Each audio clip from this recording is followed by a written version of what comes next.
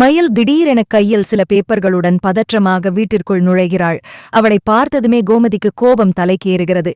எதுக்குடி திரும்பவும் இங்க வந்திருக்க? உன் பெட்டி படுக்கையெல்லாம் கொண்டு போய் உன் வீட்லயே விட்டாச்சுல்ல, அப்புறமும் உனக்கு அறிவு இல்லையா? எவ்வளவு அவமானப்படுத்தினாலும் உனக்கு புத்தி வராதா?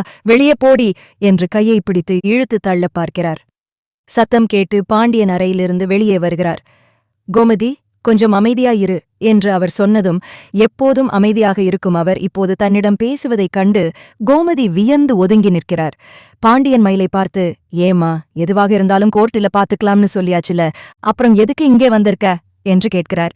அதற்கு மயில், இல்ல மாமா, எல்லார்கிட்டையும் கொஞ்சம் பேசிட்டு போகலாம்னு தான் வந்தேன் என்கிறாள். உடனே சரவணனும் வெளியே வந்து, இவளை எதுக்குள்ள விட்டீங்க? ஒழுங்கா வெளியே போடி என்று அவளை அடிக்க கையை ஓங்குகிறார். பாண்டியன் அவரை தடுத்து, டேய் சரவணா, பொம்பளை புள்ளைக்கிட்ட எப்படி நடந்துக்கணும்னு தெரியாதா? ஊர்க்காரங்க பார்த்தால் நம்மள தப்பா நினைக்க மாட்டாங்களா என்று அதட்டுகிறார். சரவணன் விடாமல், இவளுக்கெல்லாம் பாவம் பார்க்காதீங்கப்பா, ஏற்கனவே கடைக்கு வந்து அவ்வளவு ரகளை பண்ணவள்தானே இவ என்று ஆவேசப்படுகிறார். பாண்டியன் மயிலிட்டம், என்ன விஷயம்னு சொல்லிட்டு போமா, வீணாக பிரச்சனை பண்ணாதே என்கிறார். மயில் ஒரு பாரத்தை நீட்டி, இத மாமாவை வாங்கி பார்க்கச் சொல்லுங்க மாமா என்கிறாள். சரவணன் முதலில் மறுத்தாலும் பாண்டியன் வற்புறுத்தியதால் வாங்கி பார்க்கிறான். அதில் மயில் மேல் படிப்புக்காக 12ஆம் வகுப்பு முடித்துவிட்டு கல்லூரிக்கு விண்ணப்பித்த விண்ணப்பங்கள் இருக்கின்றன. நான் படிக்காதவள்னு சொன்னீங்கல்ல, அதான் இனிமேல் கஷ்டப்பட்டு வேலை பார்த்துட்டே படிக்கலாம்னு முடிவு பண்ணிட்டேன் என்கிறாள் மயில். அடுத்ததாக ஒரு ஜெராக்ஸ் பேப்பரை நீட்டுகிறாள். அதை பார்த்த சரவணன் அதிர்ச்சியாகி, அப்பா, இவ கேஸ வாபஸ் வாங்கிட்டாப்பா என்கிறான்.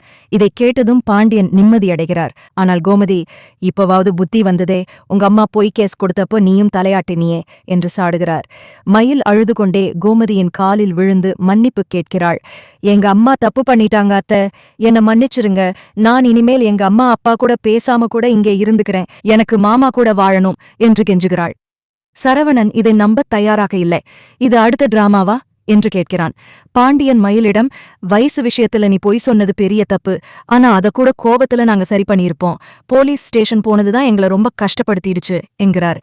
மயில் விம்மி அழுது கொண்டே, மாமா, டைவர்ஸ் பேப்பரை பார்த்ததும் அம்மா ஏதோ கோபத்துல பண்ணிட்டாங்க, எனக்கு இதுல சம்பந்தமே இல்ல, வேணும்னா என் தங்கை சுடர்கிட்ட கேட்டு பாருங்க என்கிறாள். கோமதி விடாமல், உன் தங்கச்சி மட்டும் என்ன உண்மையா சொல்ல போறா? எல்லாரும் சேர்ந்துதானே எங்களை ஏமாத்துனீங்க என்கிறாரு. அப்போது மயில் ஒரு குண்டை தூக்கி போடுகிறாள்.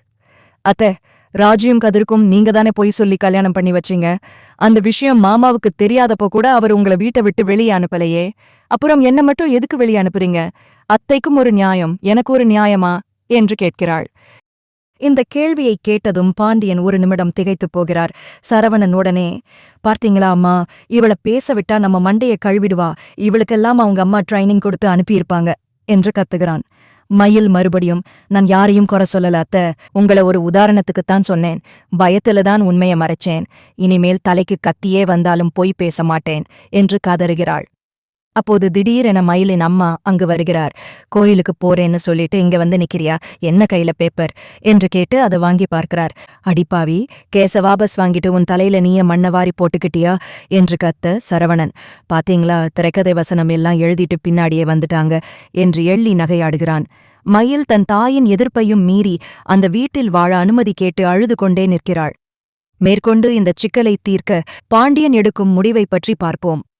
பாண்டியன் ஒரு நிமிடம் மௌனமாக இருந்துவிட்டு அனைவரையும் நிமிர்ந்து பார்க்கிறார். மயில் கேட்ட கேள்வி அவர் மனதை ஆழமாக யோசிக்க வைத்திருக்கிறது.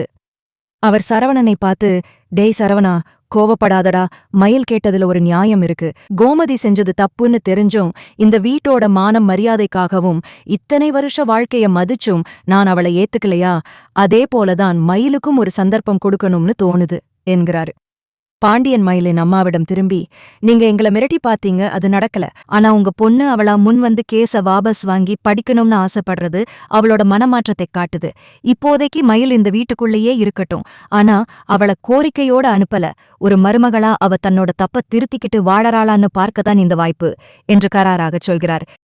கோமதிக்கும் சரவணனுக்கும் இதில் உடன்பாடு இல்லை என்றாலும் பாண்டியனின் வார்த்தையை மீற முடியாமல் தவிக்கிறார்கள். மயில் கண்களில் கண்ணீரோடு தன் அத்தை கோமதியையும் கணவன் சரவணனையும் பார்க்கிறாள். மயில் இனி இந்த வீட்டில் எப்படி தன்னை நிரூபிக்கப் போகிறாள் என்பதை பற்றி பார்ப்போம். பாண்டியன் எடுத்த முடிவை அடுத்து மயில் அந்த வீட்டுக்குள் நுழைகிறாள். ஆனால் அவளுக்கு கிடைத்தது வெறும் இடம்தான். அங்கீகாரமில்லை.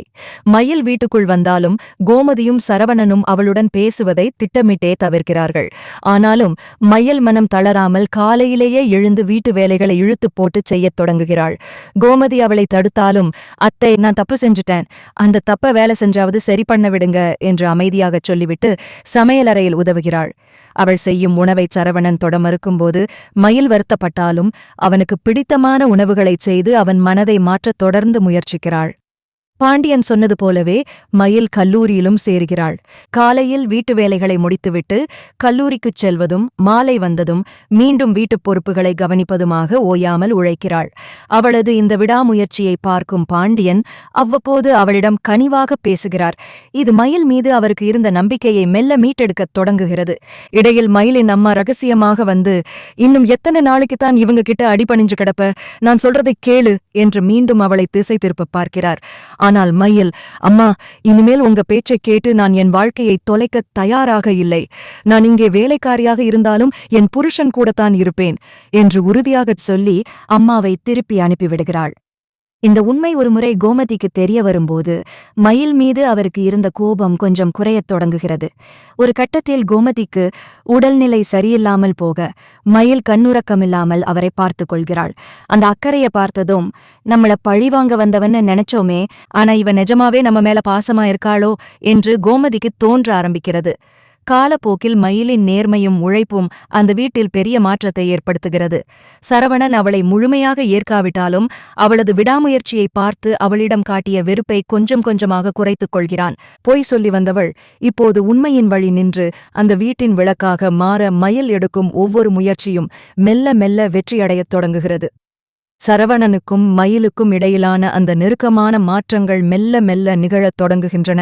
ஒருநாள் இரவு மயில் தனது கல்லூரி பாடங்களை நீண்ட நேரம் விழித்திருந்து படித்துக் கொண்டிருப்பதை சரவணன் கவனிக்கிறான். ஆரம்பத்தில் அவளை பலட்சியப்படுத்தினாலும் அவளுடைய உண்மையான உழைப்பை பார்க்கும்போது அவனுள் ஒரு மெல்லிய இரக்கம் பிறக்கிறது. மயில் தூக்கக் கலக்கத்தில் புத்தகத்தின் மீதே தலை சாய்த்து தூங்கிவிட சரவணன் தயக்கத்துடன் அவளருகே சென்று அவள் கழுத்தைச் சுளுக்கிக் கொள்ளப் போகிறது என்று நினைத்து புத்தகத்தை மெதுவாக நகர்த்திவிட்டு அவளை சரி செய்து படுக்க வைக்கிறான். அந்த தருணத்தில் அவனுக்கு அவள் மீது இருந்த பழைய கசப்புகள் மறைந்து ஒருவித ஈர்ப்பு உண்டாகிறது. மற்றொரு நாள் சரவணன் அலுவலக வேலையாகவோ அல்லது கடையிலோ மிகவும் சோர்ந்து போய் வீட்டுக்கு வரும்போது மயில் அவனுக்காக காத்திருந்து காப்பியும் அவனுக்கு பிடித்த பலகாரங்களையும் கொடுக்கிறாள். சரவணன் எதையும் பேசாமல் வாங்கி குடித்தாலும் அவனது கண்களில் ஒரு நிம்மதி தெரிவதை மயில் உணர்கிறாள். ஒருமுறை சரவணனுக்கு சிறிய விபத்து ஏற்பட்டு காலில் அடிபட்ட போது மயில் பதறியடித்துக் கொண்டு ஓடி வந்து மருந்து போட்டு விடுவதும் அவன் நடக்க முடியாமல் சிரமப்படும்போது அவனுக்கு துணையாக நிற்பதும் சரவணனின் கல் மனதை முழுவதுமாக கரைத்து விடுகிறது. அவன் ஒரு நாள் யாரிடமும் சொல்லாமல் மயிலிடம் மட்டும், இவ்ளோ கஷ்டப்பட்டு ஏன் இதெல்லாம் பண்ற மயில் என்று கேட்கிறான். அதற்கு மயில் கண்கள் கலங்க, எனக்கு இந்த உலகத்துல உங்களை விட்டா யாரும் இல்ல மாமா, நான் செஞ்ச தப்புக்கு இதுவும் குறைவுதான் என்று சொல்ல சரவணன் முதல் முறையாக அவளது கையை பிடித்து ஆறுதல் படுத்துகிறான். இந்த நெருக்கம் அவர்களின் வாழ்க்கையில் ஒரு புதிய அத்தியாயத்தை தொடங்கி வைக்கிறது. இந்த மாற்றத்திற்குப் பிறகு கோமதி மற்றும் பாண்டியன் இவர்களை எப்படி பார்க்கிறார்கள் என்று பொறுத்திருந்து பார்ப்போம்.